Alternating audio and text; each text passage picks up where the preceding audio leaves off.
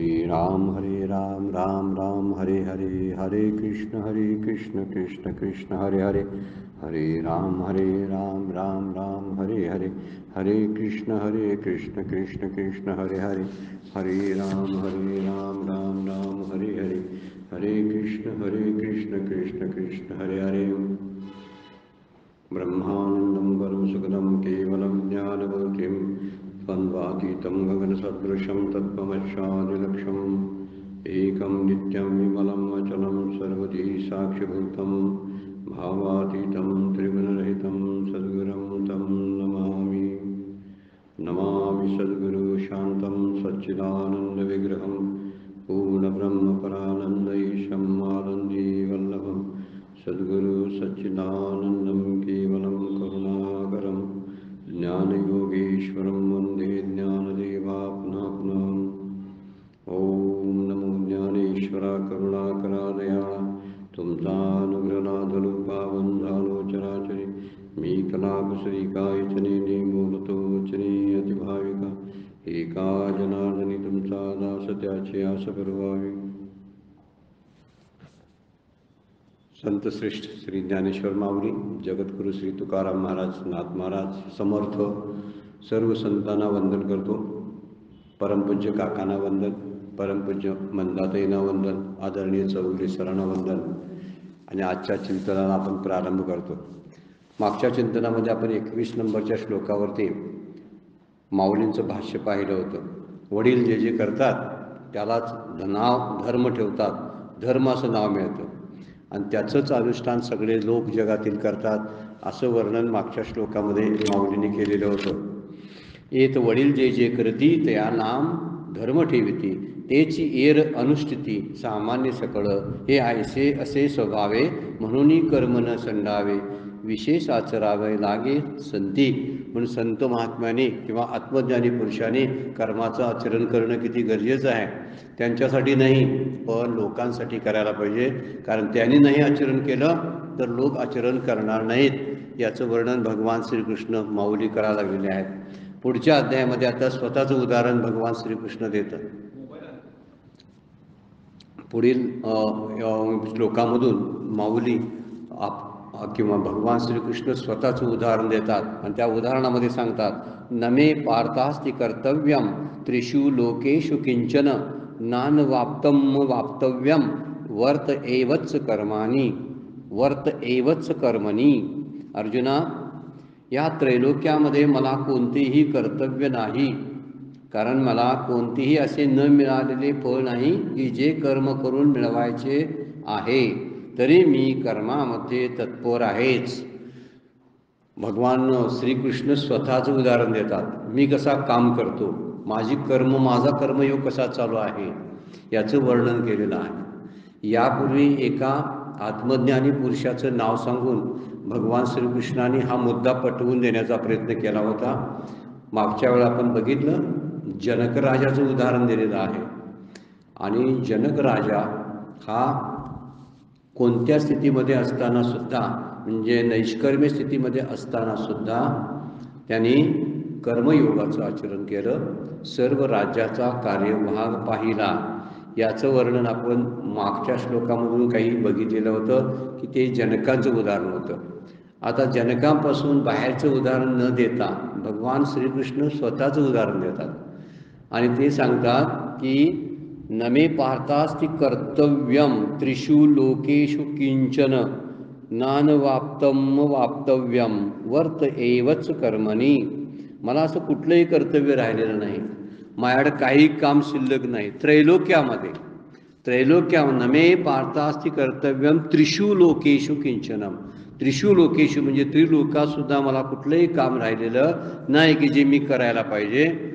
कारण प्राप्त होण्याजागी कोणतीही वस्तू नाही, कारण सगळंच मला प्राप्त आहे तरीसुद्धा, म्हणजे भगवान सर्व षड्गुण ऐश्वर्य त्यांच्याकडे आहे, षड्गुण संपन्न ते आहेत आणि त्यामुळे त्यांना काय नाही असं काही नाही, त्यांच्याकडे सर्व काही आहे असं भगवंत सांगतात। तरीही मी निरंतर कर्मामध्ये असतो असं म्हणतात। वर्त एवच कर्माणी, सतत मी कर्मामध्ये असतो। कारण मला गरज काही नाही तरी सुद्धा मी कर्म करतो. मग सगळ्यांनी करायलाच पाहिजे. मी नाही कर्म केलं तर सृष्टीवर त्याचा दुष्परिणाम होईल. त्यामुळे मी कर्मात असतो. आपण एक विचार करण्यासारखी गोष्ट आहे. सृष्टीचा व्यवहार चालतो, या सृष्टीच्या व्यवहारापाठी मग ईश्वराची शक्ती कार्यरत असते, म्हणून आपल्याला सृष्टीची सगळी रचना बघायला मिळते आणि तेही व्यवस्थित रचना आपल्याला बघायला मिळते. तिथं कोणत्याही ठिकाणी ना कुठलं तरी एक वेगळं काहीतरी झालं आहे, काहीतरी वेगळा बदल झालेला आहे. पावसाळा यायचा होता त्याऐवजी हिवाळा सुरू झाला आहे, अशा ऋतूतला बदलसुद्धा आपल्याला बघायला मिळत नाही. याचा अर्थ या ठिकाणी व्यवस्था आहे.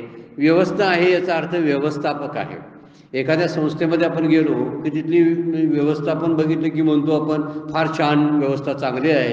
आता चांगले या शब्दाचा अर्थ आहे तिथं जे काम करणारे लोक आहेत त्याने ती व्यवस्था ठेवलेली आहे. म्हणजे कोणतरी काम करणारा असावा लागतो, मॅनेजर आहे, तर त्या मॅनेजरमुळं ही सगळ्या गोष्टी मॅनेज होत असतात. यावरून तो अंदाज तिथं सांगितलेला जातो. इथं सुद्धा सृष्टीची सगळी रचना अत्यंत व्यवस्थित, अत्यंत जरासुद्धा त्यामध्ये कुठं आपल्याला काय चुकीचं विचित्र असं काही दिसत नाही. त्याच्या पाठीमागं भगवान श्रीकृष्णाने आता दिलेलं उदाहरण आहे की मी सतत कार्यरत असतो, सगळी कर्म मी करत असतो. त्यामुळे सृष्टीतील सगळ्या जीवांनी आपली आपली कर्म केलीच पाहिजे. नैष्कर्म्य स्थितीत गेलं तरी कर्मयोग सांभाळण्यासाठी कर्म करायला पाहिजे.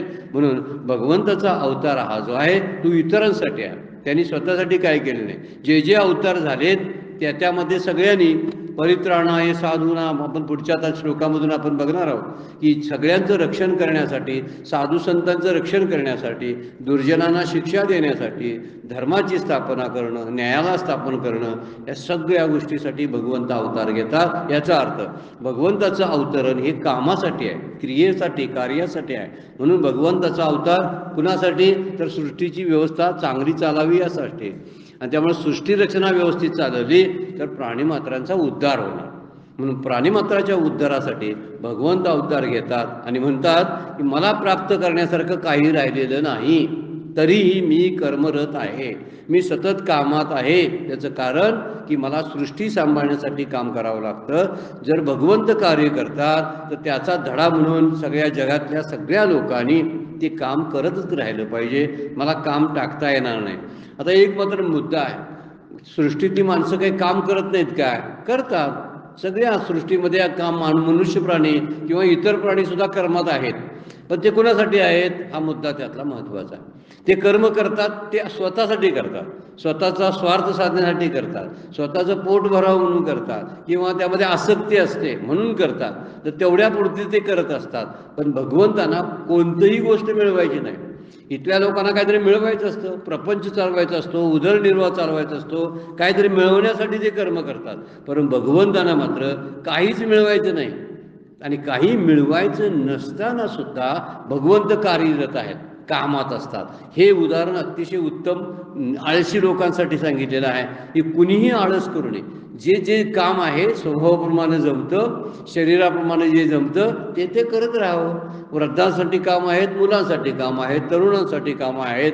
ज्याने त्याने आपल्या क्षमतेप्रमाणे काम करत राहावं, बसू नये. हे सांगण्याचा उद्देश हा आहे, कामं करत राहावं, आसक्तीविरहित काम करावं. याच श्लोकामध्ये पार्था असा शब्द वापरलेला आहे, अनेक ठिकाणी आलेला आहे. या श्लोकामध्ये नमे पार्थास्ति कर्तव्यम असा शब्द वापरलेला आहे. जरा पार्थ शब्द जो आलेला आहे तो पार्थ शब्द म्हणजे कुंतीचंच नाव पूर्वीचं आहे, ते आहे वर्ण पृथा नाव आहे, पृथा. आणि पृथा नावावरून अर्जुनाला नाव पार्थ आहे. या नावावरून त्याचं जरासे आहे म्हणून आपल्याला माहिती असावं म्हणून थोडक्यात त्याचं वर्णन कदाचित यापूर्वीच्या श्लोकामधूनही सांगितलं सुद्धा असेल की त्याला पार्थ का म्हणत होते अर्जुनाला. तर त्याचं कारण आहे, पृथा कुंती ही शूरसेन नावाच्या राजाची मुलगी आहे. कुंती शूरसेना नावाची शूरसेन नावाच्या राजाची मुलगी आहे आणि तेव्हा तिचं नाव पृथा होतं. पण जेव्हा शूरसेन हा कोण आहे तर वसुदेव जो आहे म्हणजे भगवान श्रीकृष्णाचे वडील त्यांचा पिता आहे. वसुदेव हा वसुदेवाचा, शूरसेन हा वसुदेवाचा पिता आहे आणि कुंती वसुदेवाची बहीण आहे. म्हणजे वास्तविक भगवान श्रीकृष्णांना कुंती आत्या लागते, नात्यानं आत्या लागते असा त्याचा अर्थ आहे, कारण वासुदेवाची ती बहीण आहे. पण जेव्हा शूरसेनानं आपली मुलगी कुंती भोज राजाला दत्तक दिले आणि दत्तक दिल्यानंतर कुंतीचं पृथा असं नाव जे होतं ते तिला नंतर कुंती असं नाव पडलं. पण पूर्वीचं नाव जे होतं ते पृथा होतं, म्हणून पृथेचा पुत्र म्हणून पार्थ असा वर्णन. पार्थ ज्यावेळी भगवान श्रीकृष्ण म्हणतात त्यावेळी नात्याच्या संबंधीने जवळकनं बोलतात. ते फार जवळचा संबंध आहे आणि त्या संबंधीचा श्लोक उद्गार काढताना तेवढा पार्थ शब्द वापरला आहे. माऊलींनीही सुद्धा ते बंधन पाळलेलं आहे. जिथं जिथं माऊलींनी पार्थ हा शब्द वापरलेला आहे तिथं जिव्हाळा दाखवण्यासाठी पार्थ शब्द, नाहीतर मग कुंतीपुत्रा, पांडवा असे शब्द वापरलेले आहेत माऊलींनी.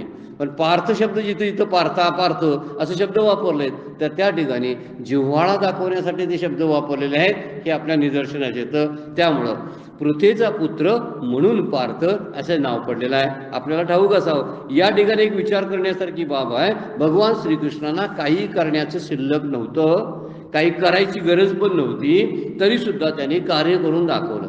एकूण सगळं चरित्र जर आपण भागवतामध्ये पाहिलं किंवा महाभारतामध्ये सुद्धा आपल्याला बघायला मिळतं तर दोन्ही ग्रंथामधून आपल्याला भागवत पुराण किंवा महाभारत सगळं चरित्र आहे भगवान श्रीकृष्णाचं. अगदी बालपणापासूनच्या सगळ्या लीला आणि जाईपर्यंत त्यांचं निर्वाण होईपर्यंतच्या सगळ्या गोष्टी क्रियात वर्णन केल्यात. त्यामध्ये कुठेही स्वार्थ बघायला मिळत नाही त्यांच्या क्रियेमध्ये.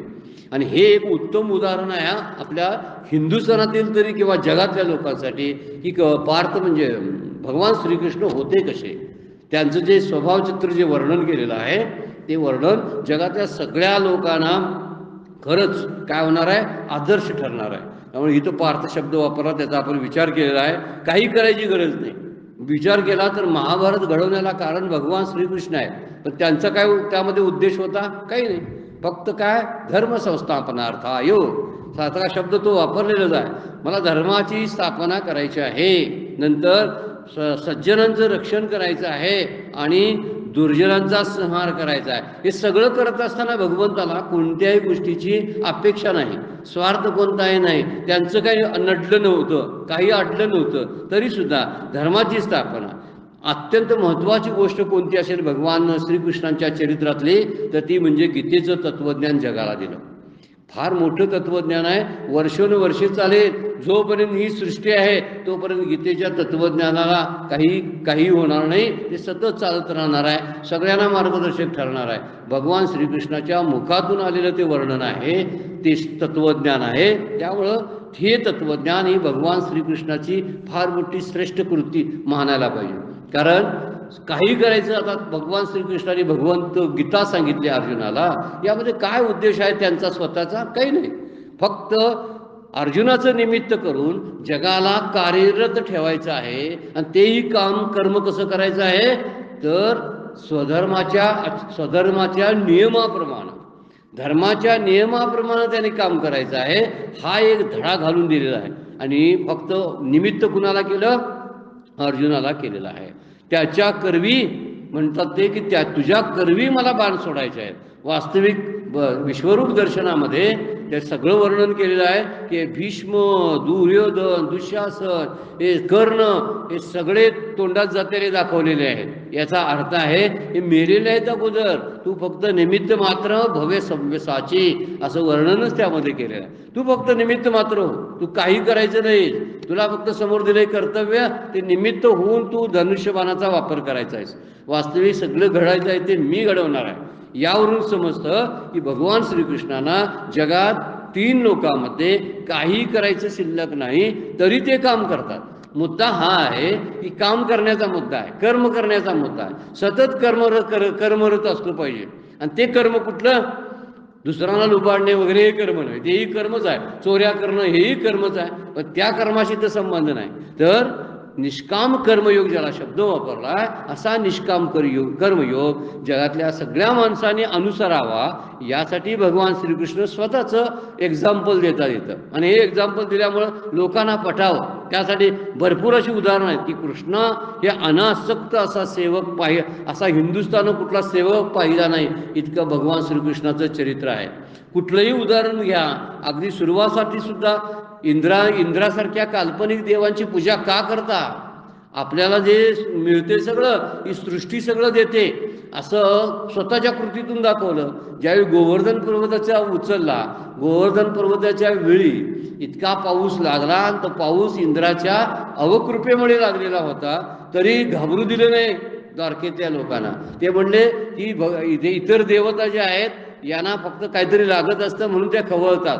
खरा देव म्हणजे आपला निसर्ग आहे हे वर्णन करून सांगितलं. आणि खोट्या देवाची अशी पूजा करायची नाही, तर सृष्टी म्हणजे आपलं जे निसर्ग आहे तो खरा देव, त्याची पूजा आपण केली पाहिजे. म्हणजे झाडात वावरणारा, गायीत राहणारा, सगळ्या छोट्या छोट्या बालकामध्ये रमणारा भगवान श्रीकृष्ण दाखवला आहे महाभारतानं. यावरून आपल्या लक्षात येतं की सतत कार्यरत आहे. हे लहानपणाचं चरित्र आहे. आणखीन मुद्दे आहेत की शिदोऱ्या काढायच्या, सगळ्यांनी शिदोऱ्या एकत्र करायच्या, एकत्र बसून खायच्या, ते मिक्स करायचं. आजही आपण गोपालकाला त्यांच्या नावानं काय करतो. आता त्याचं स्वरूप बदललं असलं तरी मूळ स्वरूप काय होतं त्याचं, सगळ्यांनी आपल्या भाकरी वगैरे जेवण सोडायचे, डबे सोडायचे, व्यवस्थित ते मिक्स करायचे एकत्र आणि सगळ्यांनी मिळून खायचं. आता ह्यावरून एक गोष्ट की ह्यामध्ये भेदभाव नष्ट करावा ही मूळ वृत्ती त्यामध्ये आहे भगवान श्रीकृष्णाची. नाहीतर अन्यथा तसं केलं नसतं, एकत्र सगळं करायचं. त्यामुळे होते काय की हे कुणाकडून आलंय, हे कोण, तो कोणत्या जातीचा, यातला कुठलाही भेदभाव राहू नये म्हणून या शिदोऱ्या एकत्र केल्या जातात. त्यामुळे उच्च नीच काही नेने भगवंत, तुकोबाचा अभंगच आहे. उच्चनीचता किंवा पक्षपातीपणा भगवंताकडे नव्हता. कंसवधाचं वर्णन जर केलं तर कंसवध केला की कंसाला ठार मारलं आणि त्याच्याच वडील उग्रसेन ते तुरुंगात होते, त्यांची मुक्तता केली. आणि मुक्तता केली वास्तविक त्याच वेळी उग्रसेन म्हणले तू आता गादीवर बैस, श्रीकृष्णाला सांगितलं. पण श्रीकृष्णाने ते मान्य केलं नाही. खरा हक्क उग्रसेनेचा होता. आपल्या वडिलांना तुरुंगात टाकून आपण स्वतः गादीवर कंस बसला होता, म्हणून उग्रसेनालाच त्या गादीवर बसवलं. यामध्ये कुठला काय आहे, काय मिळवायचं होतं काय बघा, काही नाही. त्याला जर पाहिजे असती तर गादी घेतली असती, पण त्याने तशी केली नाही. द्वारका नगरी एवढी मोठी बसवली. जरासंध सारखी जी राक्षसी प्रवृत्तीची माणसं होती ती त्रास देत होती, आणि हे त्रास होऊ नये म्हणून अगदीच समुद्राच्या आतमध्ये द्वारका नगरी स्थापन केली की त्यामुळं शांतता लाभावी सगळ्या लोकांना. हा एक वध. हे सगळं जे आहे करणं, जे जरासंधाचा वध केला भीमाकर्मी. आता भीमाकर्मी जरासंधाचा वध करणं म्हणजे दुष्टाचा नाश करावा हेच होतं. आणि पण जेव्हा जरासंधाचा वध झाला तेव्हा त्या गादीवर, जरासंधाच्या गादीवर ते राज्य आपण घेतलं नाही, घेता आलं असतं, पण भगवान श्रीकृष्णाने त्याच्या मुलाला त्याच्या गादीवर बसवलं. म्हणजे दुष्ट प्रवृत्ती घालवली आणि चांगली प्रवृत्तीचा मुलगा आहे ना तो बसवला. रामायणामध्ये सुद्धा आपण भगवान प्रभू रामचंद्राचं चरित्र असंच वर्णन आहे की जेव्हा बिभीषणाला कसं राज्य दिलं, रावणाचा नाश केला, बिभीषणाला राज्य दिलं. बिभीषणाकडनं वास्तविक ती गादी घेता आली असती, त्याला काय नकोच होती, पण रामाला प्रभू रामचंद्रांनाही नको होती. सगळं चरित्र जर बघितलं तर भगवान श्रीकृष्णांना करणं काय आणि मिळवणं काय काही शिल्लक नव्हतं. यावरून आपल्याला लक्षात येतं. राजसूय यज्ञ केला धर्मराजानं, युधिष्ठिराने राजसूय यज्ञ केला आणि सगळी कुठली संपत्ती गोळा केली. त्यांनी सुद्धा सांगितलं होतं की आत जमिनीच्या खाली पुष्कळ संपत्ती आहे, ती तुम्ही काढा, तुम्हाला प्राप्त होईल. दुसऱ्यांची लुबाडणूक करण्यापेक्षा ती संपत्ती मिळवा. आणि अशा रीतीनं अर्जुनाचं सुद्धा सारथ्य करणं, त्याच्या घोड्यांची देखभाल करणं, काय गरज होती भगवंताला, काही गरज नव्हती. पण हे सगळं केलेलं आहे. राजसूय यज्ञामध्ये जेवणावळ्याने पंक्ती घडत होत्या, त्यासाठी लोकांचं उष्ट काढलं भगवान श्रीकृष्णाने. मुद्दा काय सांगायचा आहे की मला 3 लोकांमध्ये काहीही काम शिल्लक नाही, सगळे त्रिलोक माझ्या मालकीचे आहेत, तरीही मी काम करतो, हे सांगण्यासाठी एक श्लोक भगवद्गीतेने ते टाकलेला आहे. आणि भगवंत स्वतः बोलतात, ते श्री भगवान वाच हा शब्द वापरलेला आहे. आणि त्यामुळं की आपल्याला काय करणार गरज नाही म्हणून माणसाने गप बसू नये, लोकांसाठी आपलं कार्य चालूच ठेवलं पाहिजे. आणखीन एक उदाहरण आहे बघा. जेव्हा सगळं युद्ध संपलं त्यावेळी उत्तरेच्या सगळी मुलांना सुद्धा मारून टाकलं अश्वत्थाम्यानं, चिडून आपल्या वडिलांचा घात केला म्हणून. त्याने काय केलं की अर्जुनाची सगळी मुलं जी होती, ती जी नातवंड वगैरे सगळ्यांवर ठार मारून टाकली. शेवटी ब्रह्मास्त्र सोडलेलं आहे. उत्तरा जी होती ना, त्या याची मुलगी अभिमन्यूची बायको, त्या अभिमन्यूची बायको उत्तरा तिच्या गर्भावर सुद्धा त्या ब्रह्मास्त्राचा प्रभाव पडला आणि ते बाळ मृत अवस्थेत सापडलं. त्यावेळी उत्तरा किंवा कुंती धाय मोकलून लढायला लागल्या. भगवान श्री कृष्णाकडे गेल्या, म्हणजे काहीतरी कर. त्यावेळी भगवान श्रीकृष्णाने प्रतिज्ञा केली या बाळाला हातात घेऊन. गंमतशीर गोष्ट आहेत महाभारतातल्या. महाभारत मुळात जाऊन वाचावं बरं काय. महाभारत, रामायण आणि भागवत हे जर 3 ग्रंथ आपल्याला खूप काही तत्वज्ञान सांगून जातात. आहेत कथा, आहेत काहीतरी त्यामध्ये वेगवेगळ्या पौराणिक गोष्टी की ज्या न पटणाऱ्याही काही गोष्टी आपल्याला बघायला मिळतील. पण तिकडं दुर्लक्ष करून जे योग्य आहे ते जर पकडायचं म्हटलं तर महाभारत, रामायण महाकाव्य आहे, खूप शिकवून जाते. भगवान श्रीकृष्णाने त्या बाळाला हातात घेऊन प्रतिज्ञा केली, मी आजवर जर धर्माने वागलो असेल तर, मी आजपर्यंत धर्म सोडला नाही, धर्माने वागलो असेल तर, जर मी धर्माचा त्याग कधी केला नसेल, एखाद्या सत्य किंवा धर्म या दोन्हीचा त्याग मी कधी केला नसेल, दुष्टाचा वध धर्माने आणि धर्मासाठीच केला असेल तर, मी थट्टेने सुद्धा कधी खोटं बोललो नसेल तर, मला माझ्या मनाला कधीच स्वार्थ शिवला नसेल तर, म्हणजे तो वर्णन करायला तर या बाळकाला जिवंत होऊ दे. आता यातल्या सगळ्या गोष्टी बघितल्या ना, या केल्यात त्यांनी, पण हे स्वतः म्हणतात मी केल्या नसतील तर बाळ जिवंत होऊ दे. बस तुम्ही केल्या होत्या. किती वेळा धर्म बाद केला बघितला, किती वेळा खोटं बोललेले आहेत भगवंत, खूप वेळा बोललेले आहेत. महाभारताचं सगळे चरित्र बघायला लागलो आपण तर सगळी फसवाफसवी कट कारस्थान आहे भगवान श्रीकृष्णाचं. असे काही बुद्धिवादी लोक सुद्धा म्हणतात हे कसले भगवान की ज्याने असं केलं. पण काय करायचा हेतू काय होता? धर्माची स्थापना हाच मूळ हेतू होता, बाकी काही नाही. त्यांना काय मिळवायचं होतं? काहीच मिळवायचं नव्हतं. पण प्रतिज्ञा कशी केली, आजवर मी धर्माने वागलो असेल तर. वागले नव्हते. युद्धामध्ये सगळे प्रसंग जर बघितले, कर्णाचा घात कुणी केला, द्रोणाचार्यांना कसं घातानं मारलं, किंवा आणखीन वर्ण कर्णाचं वध झालाच, पण कर्णाचं जी अस्त्र होती ती सुद्धा कमकुवत कुणी केली, कोणतं कारस्थान वापरून, या सगळ्या गोष्टी बघितल्या. म्हणून इथं म्हणतात दुष्टाचा वध मी धर्मासाठीच केला असेल तर, धर्मानं केलाच नव्हता तरी शपथ घेताना म्हणतात काय, मी धर्मासाठी केला होता. काय कुठं धर्म पाळलेला होता? कर्ण बोलला हे धर्मयुद्ध नव्हे, माझं चाक खाली रुतलेलं आहे चिखलामध्ये, मी चाक काढायला लागलोय आणि अर्जुन माझ्यावर बाण सोडायला लागलाय, देवा बघ तिकडं, हे चुकीचं आहे युद्धामधलं. त्यावेळी त्याला सुनावलंय, तू कुठं द्रौपदीचं वस्त्रहरण चालू होतं त्यावेळी तुझं धर्म कुठं तुझा गेला होता? ज्यावेळी कपटानं द्यूतामध्ये सगळ्या पांडवांना हरण करून द्रौपदीला जिंकली तुम्ही, त्यावेळी तुमचा धर्म कुठं गेला होता? हे सुनावलंय. आणि इथं काय बोलतात, मी दुष्टांचा वध धर्माने केला असेल तर हे बाळ जिवंत होऊ दे. वास्तविक हे सगळं जे बोललेत ना, मात्र करून अकर्ता होतं हे त्यावरून लक्षात येतं. हे करून अकर्ता, हे वास्तविक, हे बोलायला वास्तविक त्यांना शोभत नव्हतं, कारण केलेलं होतं. तरी सुद्धा शपथ मात्र भगवंताने असे घेतलेलं आहे. याचा अर्थ त्यांना या त्रिलोकामध्ये काहीही करणं शिल्लक नसताना सुद्धा उत्तरेचा गर्भातला तो बाळ जे होतं ते जिवंत झालं. यावरून एक लक्षात येतं, तेच बाळ म्हणजे परीक्षित राजा. त्यानं ज्यांना भागवत सांगितलं शुकाचार्याने, ते परीक्षित, की ज्यांना 7 दिवस अगोदरच कळलं होतं की आपला तक्षक नागाच्या दंशामुळे मृत्यू होणार आहे, म्हणून 7 दिवसात त्यांना मुक्ती प्राप्त झाली. तो परीक्षित राजा म्हणजे उत्तरेचा गर्भ होता, तो उत्तरेच्या पोटातला. हा पुढची कथा आहे.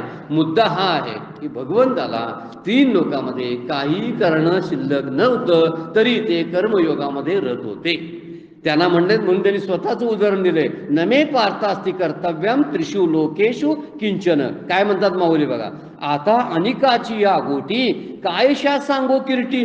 किरीटी शब्द वापरलाय. किरीटी म्हणजे ज्यानं मुकुट धारण केलाय असा अर्जुन, त्याला किरीटी शब्द वापरलाय. कायशा किरीटी, तुला दुसऱ्यांच्या गोष्टी कशाला सांगू, गोठी शब्द वापरलाय. गोठी म्हणजे कथा, गोष्टी. तुला दुसऱ्यांच्या अनिकाची या गोठी, अनिकांच्या कशाला सांगू गोष्टी. कायशा सांगू किरीटी, देखे मीच ये राहटी वर्तत असे. अरे मी स्वतःच या धर्ममार्गाने वर्तन करीत आहे, हे प्रत्यक्षात तू बघ. तुला इतरांच्या गोष्टी कशाला सांगू, मी माझंच सांगतोय उदाहरण. आणि आपलं उदाहरण सांगायला लागले. आणि उदाहरण सांगताना, काय साकडे काही माते, काय साकडे काही माते, की कवने एके अर्थे आचरे मी धर्माते मनसी जरी. आता श्लोकातला बरोबर अर्थ माऊलीने इथे टाकलाय बघा. नमे पार्थासी कर्तव्यम त्रिषु लोकेशु, त्या शब्दाचा अर्थ या ओवीमध्ये टाकतात माऊली. काय म्हणतात?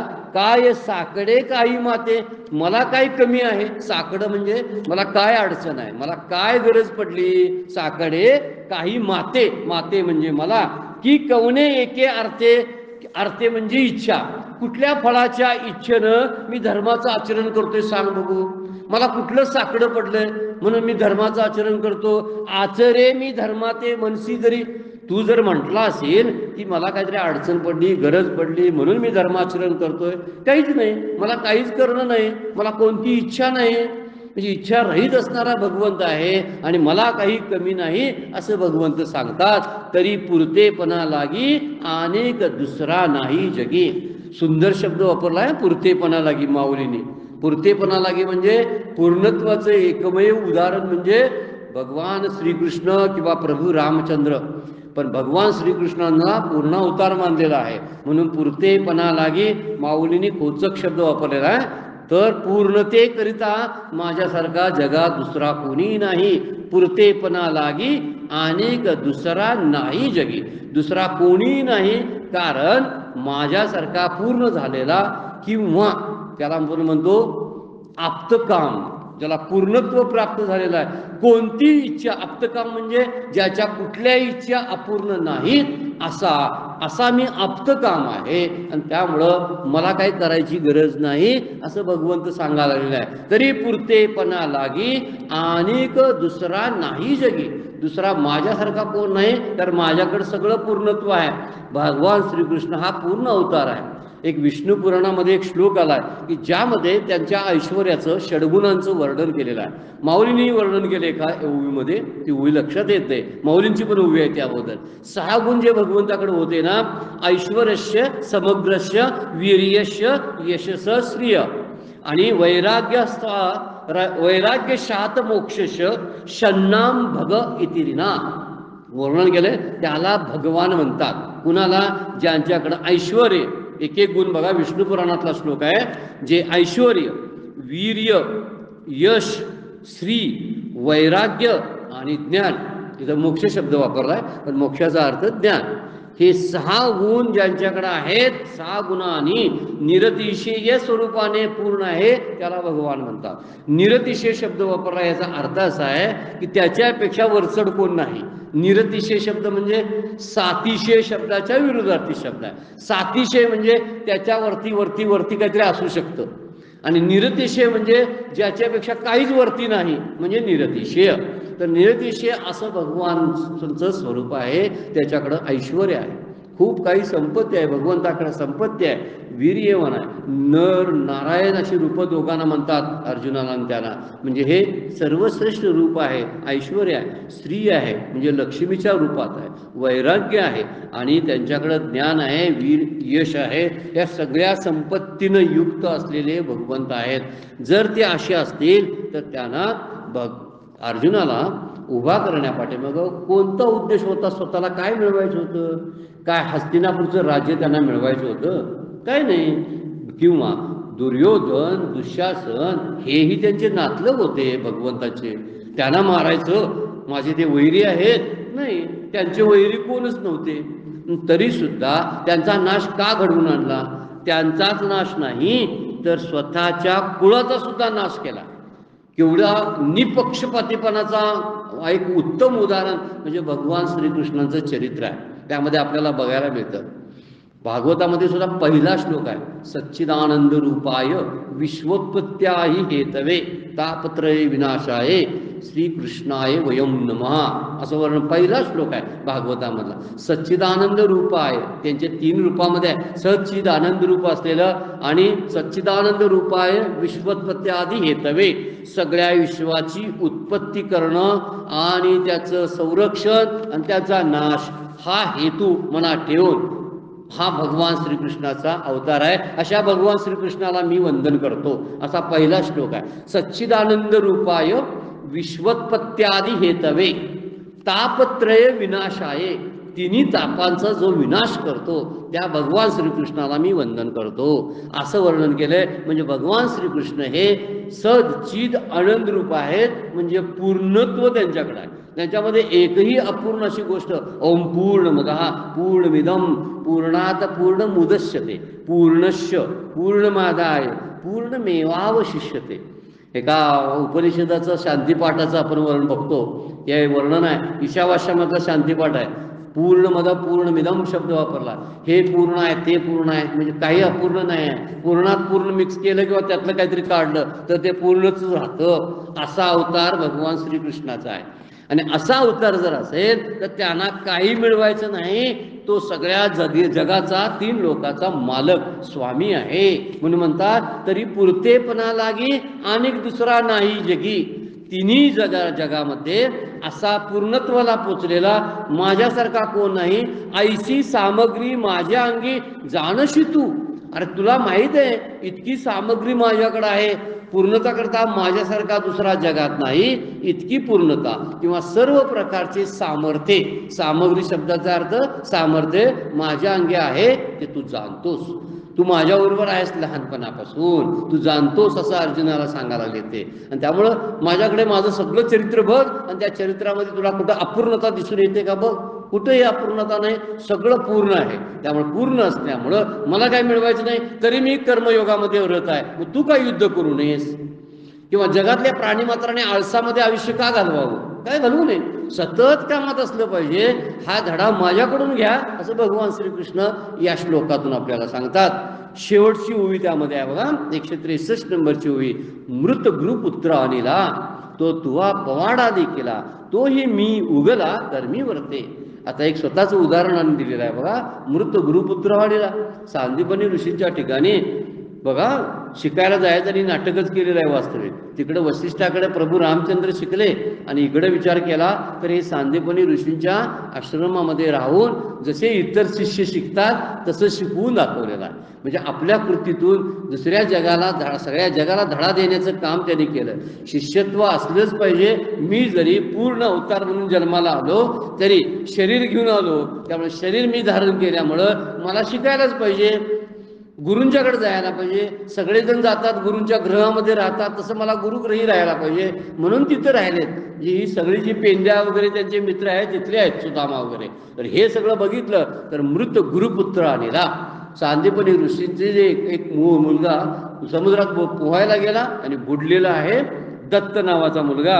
आणि त्या मुलाला सांदीपनी ऋषींचा दत्त नावाचा मुलगा आहे आणि तो समुद्रामध्ये बुडलेला होता. आणि बुडलेला होता पण त्याला काही काळ निघून गेला. त्या ऋषींची पत्नी फार शोक करायची आपला मुलगा गेला म्हणून.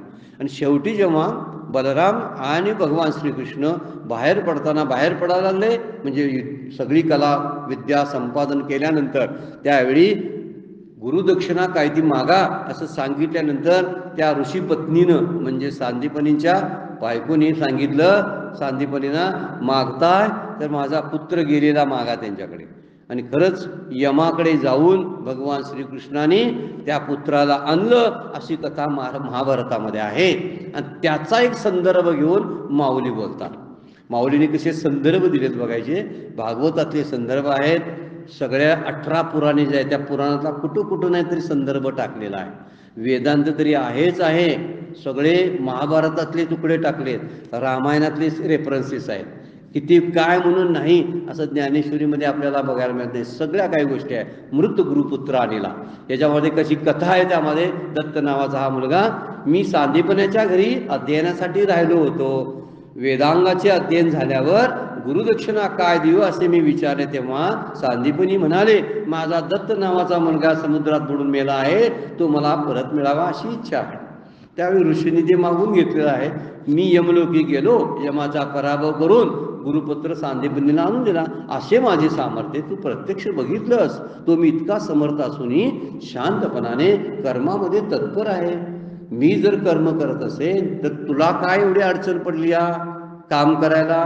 तू का असा टाळाटाळ करायला लागला? सांख्य योग अभ्यासला. दुसऱ्या अध्यायामधलं तत्वज्ञान जेव्हा सांगितलं त्यावेळी कर्माचा काय केलेला धिक्कार केलेला आहे ना. त्यामध्ये ज्ञानाच्या मते कर्माचा अर्थच काय राहत नाही, कर्माला स्थान काय राहत नाही ज्ञानप्राप्तीच्या साधनामध्ये, कारण कर्मानं मोक्ष मिळत नाही असं भगवान श्रीकृष्ण दुसऱ्या अध्यायात सांगतात. आणि तोच धागा अर्जुनानं पकडला, पण अर्जुनाला पटवून दिलेला आहे कर्मयोगाशिवाय ज्ञानयोगामध्ये प्रवेश होत नाही. म्हणून तू पहिल्यांदा अधिकारी कसला आहेस, आत्ता तू ज्ञानयोगाचा अधिकारी नाहीस, कर्मयोगाचा आहे. म्हणून तू कर्मच कर. कर्म म्हणजे आत्ता युद्ध कर. आणि युद्धासाठी त्याला तयार करण्यासाठी एवढं हे सगळं तत्त्वज्ञान भगवान श्रीकृष्ण सांगतात. आणि सांगण्यासाठी स्वतःचं उदाहरण शेवटी देतात. वास्तविक मोठी लोक स्वतःचं उदाहरण देत नाहीत बरं काय, पण भगवंत मात्र स्वतःचं उदाहरण देतात. मागच्या वेळी जनक राजाचं उदाहरण दिलं, आता स्वतःचं उदाहरण देतात. आणि स्वतःचं उदाहरण देऊन सांगतात की मी पूर्ण आहे, सांदीपनीचा जो पुत्र आहे तो सुद्धा मी घेऊन आलो, मग तू का कर्म करत नाहीस असं वर्णन करायला सांगितलेलं आहे. म्हणून माऊलींच्या ओव्या फार सुंदर आहेत, यातली काय आपण लिहून घ्यायची नाही. आता अनिकाची या गोटी कायशा सांगो किरीटी, देखे मीची ये राहाटी वर्तत असे, काय साकडे काही माते की कवने एके अर्थे, आचरे मी धर्माते मनशी जरी तरी पुरतेपणा लागी, अनेक दुसरा नाही जगी, ऐशी सामग्री माझ्या अंगी जानशी तू, मूर्त भ्रुपुत्र आणिला तो तुवा पवाडा देखिला. पवाडा म्हणजे माझं मोठेपण, शौर्य पाहिलंस. पवाडा शब्दाचा अर्थ आहे माझं शौर्य पाहिलंस, तोही मी उगला कर्मी करते. मग उगीच मी शांत असून सुद्धा शांतपणाने उगला. उगला म्हणजे मी शांतपणाने कर्म करतोय, काही नाही असं म्हणत नाही मला काय करणं बाकी शिल्लक नाही, मी काय करणार नाही, माझा काय संबंध आहे, तुमचं तुम्ही करा, तुम्हाला काय मिळवायचं मला काय मिळवायचं बाकी राहिलेलं नाही असं म्हटलेलं नाही. तर हा कर्मयोग लोकांच्या नजरेस यावा. आपण काम करतो तर जगाची सृष्टी, जगातले सगळे सृष्टीमात्रातले भूत मात्र सगळे कामाला लागतील. आणि त्यासाठी एक उत्तम उदाहरण भगवंतांनी या ठिकाणी दिलेलं आहे. आणि आज सगळ्याच ओव्या त्या संदर्भातल्या आहेत. तशा संदर्भातला पुढचा श्लोकाने आहे बघा, यदि हि यम न वर्तेय जातू कर्मण्य तंद्रिता, मम वर्तमानुवर्तन्ते मनुष्या पार्थ सर्वशः. 22-23 नंबरच्या श्लोकामध्ये म्हणतात, अर्जुना मी आळसाचा त्याग करून जसा कर्म तत्पर आहे तसा कदाचित जर न राहिलो तर सर्व माणसे सर्व प्रकाराने माझ्याच मार्गाचं अनुकरण करतील. किती सुंदर वर्णन केलं, म्हणजे स्वतःचा आदर्श तिथं समोर ठेवला आणि जगाला कामाला लावायसाठी हे वर्णन भगवद्गीता सांगते. की श्लोक हा तोंडातून श्री भगवान उवाच असा श्लोक आहे. यदि यम न वर्तेय जातू कर्मण्य तंद्रिता असा शब्द वापरलेला आहे. अर्जुना मी आळसाचा त्याग करून जर कर्मतत्पर जर राहिलो नाही तर जगातल्या सृष्टीचा व्यवहार सगळा थांबून जाईल. म्हणजे जगामध्ये सृष्टीवरती निसर्गावरती त्याचे दुष्परिणाम दिसायला लागतील असं वर्णन केलेलं आहे. आणि त्या वर्णनानुसार मी सावधानतेने कर्मामध्ये प्रवृत्त झालो नाही तर लोक त्याचंच अनुसरण करतील. लोक म्हणतील काय काम करायला लागत नाही, भगवंताने कुठं काय काम केलंय, ते कसे निवांत होते, मग आम्ही कशाला सृष्टीतल्या लोकांनी काम करायचं असं होईल. आणि भगवंत तर सर्वांचं आश्रयस्थान मी आहे असं म्हणतात. मी अशी निरुत्साही जर राहिलो तर लोक सुद्धा तसंच वागतील, त्यांच्यातला उत्साह त्यांच्या प्रेरणा सगळ्या नष्ट होतील. म्हणून मला वागणं फार गरजेचं आहे, मला कर्मरत राहणं फार गरजेचं आहे असं वर्णन करतात. आपण त्या उभ्या नंतरच्या चिंतनामध्ये पाहणार आहोत. आजची सेवा सद्गुरूंच्या चरणी भगवान ज्ञानेश्वरांच्या चरणी अर्पण करतो आणि विराम घेऊया. पुंडलिक वरदारी विठ्ठल श्री ज्ञानदेव तुकाराम.